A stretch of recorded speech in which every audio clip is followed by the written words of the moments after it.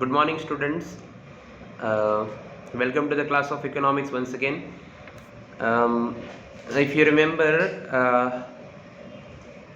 in the last lecture, first chapter in the last lecture, we have started with the definition of Professor Alfred Marshall, which is basically known as welfare-oriented definition. Welfare मतलब होता है Alfred Marshall ने ये जो definition बनाया है, किंवा मी मराठीत बोलू तर अल्फ्रेड मार्शलने ही जी डेफिनेशन आपल्याला दिलेली आहे ही डेफिनेशन वेलफेअर ओरिएंटेड आहे.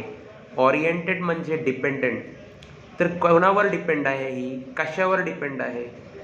इकॉनॉमिक्सबद्दल त्याचं इकॉनॉमिक्स विषयाचा शोध कोणी काढला, पहिले त्याला कोणी त्याचं क्रेडिट कोणाला जातो, everything we have fully explained. I have fully explained and you may have understood or you may not have understood. That is up to you. मला ते माहिती नाही तुम्हाला समजलं की नाही, पण मी आता जे अल्फ्रेड मार्शलपासून सुरू करतोय ते तुम्हाला सांगतोय. Welfare oriented definition of economics म्हणजे अल्फ्रेड मार्शल. बघा, पहिली डेफिनेशन कोणी सांगितलेली? पहिली डेफिनेशन सांगितलेली कौटिल्यने. काय सांगितले? अर्थ म्हणजे काय? पैसा. आणि शास्त्र म्हणजे काय? सायन्स. मग अर्थशास्त्र काय आहे? अर्थशास्त्र हा एक असा विषय आहे, अर्थशास्त्र एक असा विषय आहे जो तुम्हाला अर्थाचा ज्ञान देतो, पैशाचा ज्ञान देतो. ठीक आहे. त्यानंतर सेकंड डेफिनेशन देणारा कोण? Adam Smith, who is basically known as father and founder of economics. त्याने काय सांगितलं? त्याने सांगितलं that science economics is a social science. त्याने काय सांगितलं की इकोनॉमिक्स एक सोशल साइंस का विषय है. वो भी समझ में आया था मुझे. इकोनॉमिक्स एक सोशल साइंस का विषय है. मतलब क्या? लोगों को इकोनॉमिक्स क्या सिखाता है? कैसे जीना है, कैसे रहना है. ठीक है. तो कैसे जीना है सिखाता है, और उसके लिए क्या चाहिए? पैसा.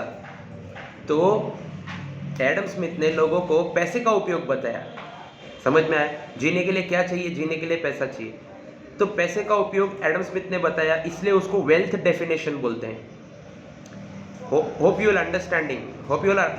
All are understanding that Adam Smith's definition is known as it is known as wealth oriented definition. त्याची पुस्तकात त्याने लिहिलं की इकॉनॉमिक्स म्हणजे फक्त पैसे कसे कमवायचे. अर्थशास्त्र एक असा विषय आहे, एक असा विज्ञान आहे जो तुम्हाला फक्त आणि फक्त पैसे कसे कमवायचे हा शिकवतो. हे शिकवतो तुम्हाला. This is what explained by doctor Alfred Marshall, Adam Smith in his book. But after 100 years, Professor Alfred Marshall has explained the welfare oriented definition in his book Principle of Economics, which is published. The book is published in 1890. ठीक है. अच्छा, उसकी definition में हमने क्या सीखा था? Alfred Marshall क्या बोलता है? अल्फ्रेड मार्शल बोलता है कि जिंदगी इकोनॉमिक्स का स्टडी करना मतलब अपनी लाइफ को भी एक ऑर्डिनरी लाइफ की तरह, बिजनेस की तरह जीना. बिजनेस में आपको क्या लगता है? बिजनेस जैसे एक बिजनेस में आपको पैसे की ज़रूरत होती है, एक्शन, रिएक्शन. ठीक है. आपके बिजनेस का गोल अचीव करना है, और बिजनेस करता क्या है? लोगों के लिए वेलबींग ऐसे मटेरियल्स का उपयोग, प्रोडक्शन का निर्माण करता है जिससे लोगों की भलाई होती है. वैसे ही इकोनॉमिक्स आपको क्या बताता है? इकोनॉमिक्स भी सीखना भी एक आम बिजनेस को सीखने के बराबर है. वो हमारे सोसाइटी में रहने वाले हर उस व्यक्ति के बारे में सिखाता है. इकोनॉमिक्स हमें सिखाता है हमारे समाज में रहने वाले हर एक व्यक्ति के साथ जुड़ा हुआ है. और क्या सिखाता है कि कैसे वो अपनी ज़िंदगी को जीता है, और अपनी ज़िंदगी को जीने के लिए वो किन चीज़ों का उपयोग करता है. समझ में आया? So material requisite of wellbeing, study of. फिर इस पे क्या करते हैं? सो अल्टीमेटली अल्फ्रेड मार्शल का डेफिनेशन भी बताता है कि economics is a part of social science. तो जब सोशल साइंस का बात आएगा तो वहाँ पे हम आम आदमियों की लाइफ बारे में पढ़ेंगे. सो की पॉइंट्स निकल के कुछ आए थे. That study of an ordinary man, मतलब आप एल्फ्रेड मार्शल की डेफिनेशन पढ़ेंगे तो उसमें ऐसा लगेगा कि आप किसी एक आम आदमी की ज़िंदगी के बारे में पढ़ रहे हैं। आप इकोनॉमिक्स पढ़ेंगे एल्फ्रेड मार्शल का लिखा हुआ तो उसमें पता चलेगा हम लोग बिहेवियरल साइंस पढ़ रहे हैं। फिर आपको और उस पुस्तक में, उस बुक में और क्या पता चलेगा कि ये एक मटेरियल वेलफेयर है, ये एक ऐसा बुक है जिससे लोगों को खाना खजाना का रेसिपी बुक कैसा होता है वैसा ही आपको लगेगा कि लोग अपनी भलाई करना चाहे तो फिर इकोनॉमिक्स पढ़ना चाहिए उनको। तो और लास्ट में क्या बोला कि इकोनॉमिक्स सिर्फ एक ऐसा विषय नहीं है जो सिर्फ आपको वेल्थ कैसा बनाने का वो बताएगा। सो अल्टीमेटली ये बहुत सारा क्रिटिसाइज करने के बाद एल्फ्रेड मार्शल ने ये बुक लिखा था। बाय द वे किसको क्रिटिसाइज किया था? क्रिटिसाइज किया था इन्होंने ॲडम स्मिथ को। क्रिटिसाइज म्हणजे त्रुटी काढणे, चुका काढणे। मग ॲडम स्मिथच्या पुस्तकातनं जेवढं गरजेचं होतं तेवढं सगळं बाहेर घेतलं, त्याचे चुकांना दुरुस्ती केली आणि त्यानंतर आपली पुस्तक काढली आणि आपलं डेफिनेशन त्याच्यानुसार जे काही असेल त्याने लिहिलं आणि आज त्याला लोक फॉलो करतायत। त्याच्यातच एक अजून इकॉनॉमिस्ट होता, त्याचं नाव आहे लियोनेल रॉबिन्स। लियोनेल रॉबिन्स का डेफिनेशन और लियोनेल रॉबिन्स का पुस्तक एडवांस इकोनॉमिक्स के तौर पर आज सब दुनिया एक्सेप्ट कर चुकी है। मतलब लियोनेल रॉबिन्स ही आज के मार्केट का किंग है। इकोनॉमिक्स के लैंग्वेज में अगर कहा जाए तो अर्थशास्त्र अगर कोई चलाता है या अर्थशास्त्र किसी को समझना है तो आज का करंट मतलब आज की दुनिया का अर्थशास्त्र किसी को सीखना है तो लियोनेल रॉबिन्स का डेफिनेशन पढ़ने का या उसका बुक पढ़ने का। वो बहुत ही पॉपुलर डेफिनेशन है। ये स्कैरसिटी ओरिएंटेड डेफिनेशन है। अभी उधर स्कैरसिटी का मतलब लिखा हुआ है। स्कैरसिटी का मतलब है SHORTAGE, शॉर्टेज। शॉर्टेज का डेफिनेशन है।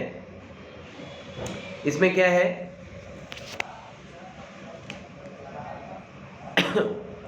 देखिए, this is the most popular definition of economics given by Robins in his book entitled. उसके बुक का भी नाम क्या है?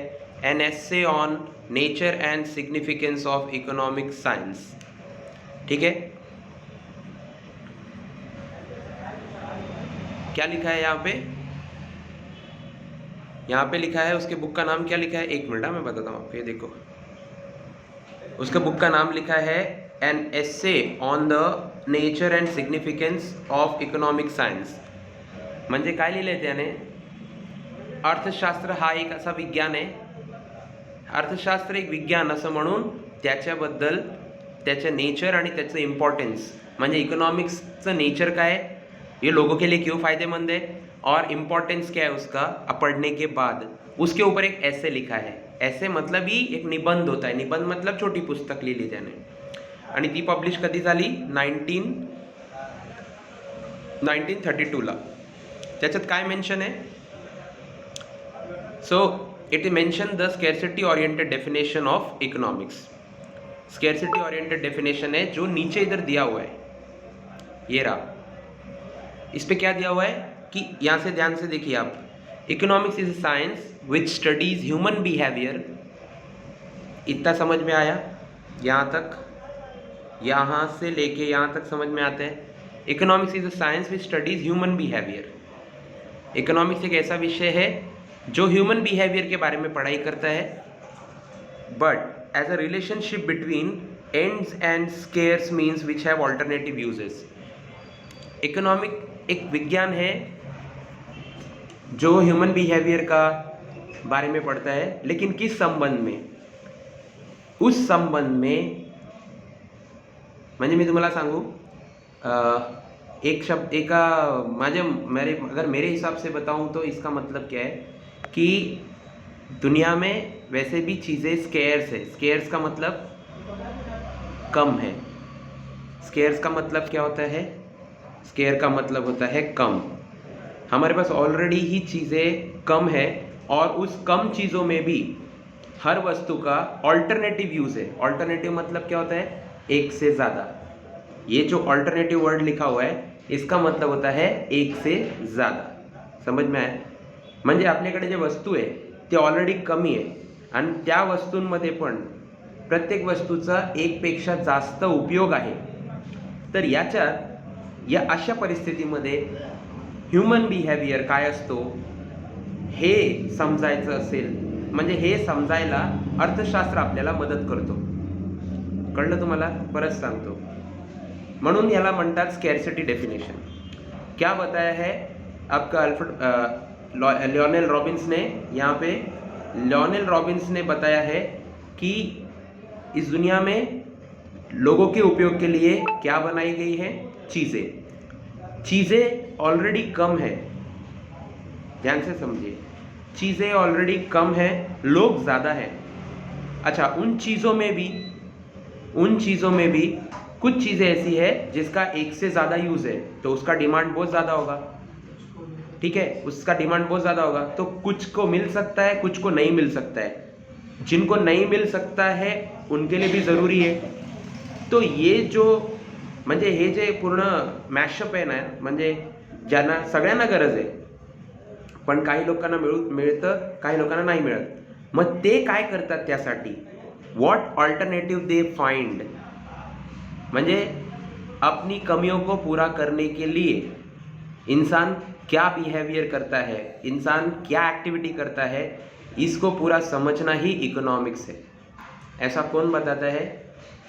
Lionel Robins. और ये उसके कुछ की पॉइंट्स है. वांट्स कैसी होती है, उसके डेफिनेशन से क्या निकल के आ रहा है? उसके डेफिनेशन में पहला पॉइंट निकल के आता है कि वांट्स कैसी होती है? अनलिमिटेड, जो मैंने अभी आपको बताया. सबकी इच्छाएं बहुत सारी है. दूसरी क्या है? Means are comparatively limited. Wants the limit unlimited आहे. सगळ्यांना सगळं काही पाहिजे, पण सगळ्यांना सगळं नाही मिळू शकत ना, कारण वस्तू कशी आहे? सर, वस्तू आहे लिमिटेड. कळलं? मग थर्ड पॉइंट काय? Wants are gradable on the basis of priority. Wants में भी ग्रेड होता है. प्रायोरिटी मतलब बड़े लोगों को पहले मिलती है, मिडिल वालों को उनके बाद मिलती है, और जो नीचे वाले बेचारों को मिलता ही नहीं है, तो वो अपनी ज़िंदगी कमियों में गुजारते हैं. कमी में ही, हमेशा हर चीज़ में कमी. राशन के लिए झगड़ा, पानी के लिए झगड़ा, हर चीज़ के लिए झगड़ा. लेकिन मिडिल और टॉप लेवल वालों के लिए ये चीज़ें ऑलरेडी अवेलेबल है, उनको रोक नहीं सकता कोई. इसके बावजूद जो सबसे महत्वपूर्ण बात है, सबसे इम्पॉर्टंट है कि means have alternative uses.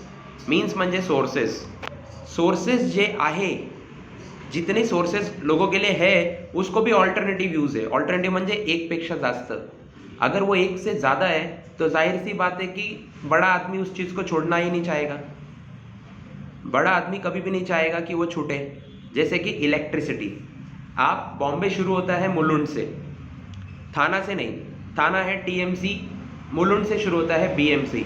Mulund से लेकर विटी तक आप कभी जाइए और एक दिन पूरा गुजारिए, झोपड़े में ही जाके रहिए आप, लेकिन बॉम्बे में कभी लाइट नहीं कटती. ये मैं नहीं कहता हूँ, मैंने वहाँ दिन गुजारे हैं इसलिए कहता हूँ मैं. पहाड़ पर बैठने वाले, पहाड़ पर घाटकों पर जैसे बटवाड़ी वगैरह इलाके में रहने वाले लोगों में भी ना, जो पावर सप्लाई लेते हैं ना, उनका लाइट कटता नहीं कभी मुंबई में. क्यों? अब आप वो सोचो. अब उससे नीचे वाले कौन है? टीएमसी, थाना म्यूनिसिपल कॉरपोरेशन. थाना म्यूनिसिपल कॉरपोरेशन में लोड शेडिंग नाम का कोई वैल्यू नहीं है. अगर लाइट कटता भी है तो हफ्ते में एक बार कभी तो भी कटता है. ऐसा चांसेस कभी एक बार हो जाता है. समझ में आया? बॉम्बे में बहुत सिर्फ धंधे वाले लोग इन्वर्टर रखते हैं. इन्वर्टर रखते ज़्यादा कहाँ पे है लोग? केडीएमसी में. टीएमसी में भी तो एक ही दिन कटता होगा, 1 घंटा 2 घंटे के लिए. वहाँ आजकल थाने में भी बड़े पॉश इलाके हो गए. तो ये पूरा जो ऑल्टरनेटिव यूजेस है किसका? इलेक्ट्रिसिटी का. इलेक्ट्रिसिटी का ऑल्टरनेटिव यूज है एक से ज़्यादा, तो उसको सबसे ज़्यादा इंजॉय कौन करता है? ग्रेडेबल लोग. ग्रेडेबल मतलब जो हाई ग्रेड के, उसके नीचे मिडिल क्लास, और सबसे ज़्यादा मार कौन खाता है? लोअर लेवल वाला. वो बेचारा इलेक्ट्रिसिटी का तो बात ही छोड़ दो, जो है भी वो भी चोरी से लेता है.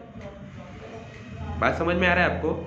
जो अगर मैं 25% पुअर क्लास के बारे में बात करूं तो उसमें से 15% चोरी से बिजली यूज़ करते हैं और 10% जो है वो लीगली काम करते हैं. ये मैं नहीं कह रहा हूँ, ये मैं नहीं कह रहा हूँ, ये मेरा डेटा कहता है. मेरा डेटा नहीं, हम लोगों का नॉलेज कहता है. समझ में आया क्या? इसके लिए ना इस डेफिनेशन को स्कैर्सिटी डेफिनेशन कहते हैं.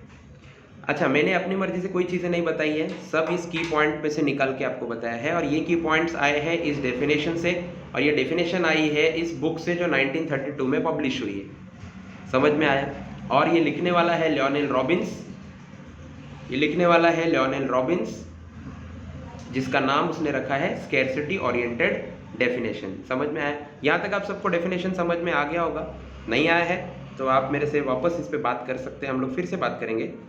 और ये जो डू यू नो वाला चीज़ है ये आप पढ़ना है। Classical school of thought of 18th century, उधर कौन कौन था?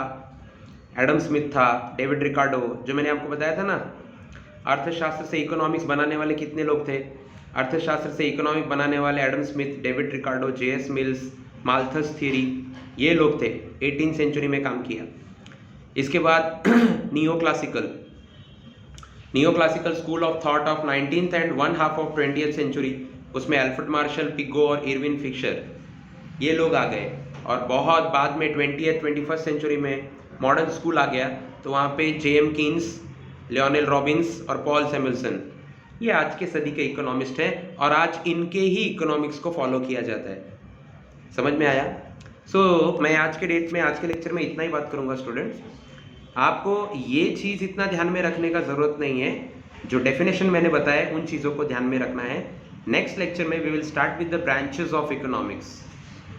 In the next lecture we will start with the branches of economics. Okay, hope you have understood everything without any difficulty, and if my voice is audible it's fine, if it is not audible आप मेरे को directly WhatsApp पे message कर सकते हैं, sir आपके आवाज़ में ये प्रॉब्लम है, ऐसा नहीं समझता है, वैसा नहीं समझता है। Alright, thank you so much.